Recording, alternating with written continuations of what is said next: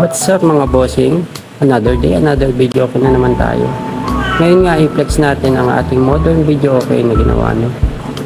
Ngayon nga ipapakita natin kung paano siya ina-operate. Dito nga po ay ginawa nating naiikot yung ating TV.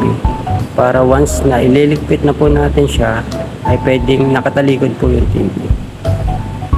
Protection po yan para hindi masira yung ating TV mo. Once na naka-stack sa ating bahay.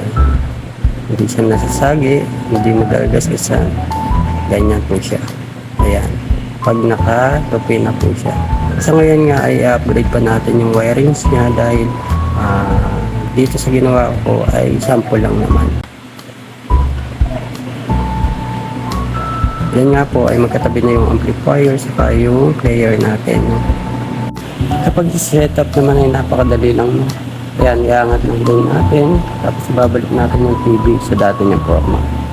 Yan nga ay side by side ay pwede mo siyang i-rotate pa left and pa right. Ngayon nga po ay testing naman natin ang quality ng tunog ng ating modern video na ginawa. Naglagay na rin tayo ng mga butas sa likod no, para sa on-off ng ating TV. Ayan nga, mag-select na tayo ng kanta at pakinggan natin yung quality ng ating new gen modern video. Okay, let's go.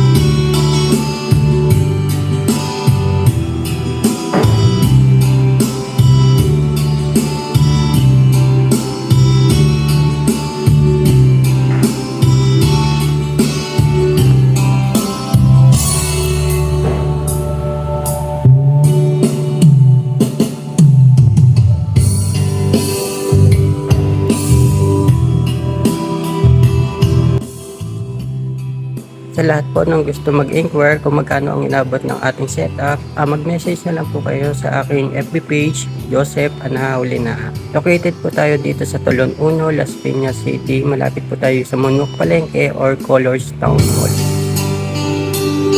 Thank you for watching. See you in my next videos. Bye-bye.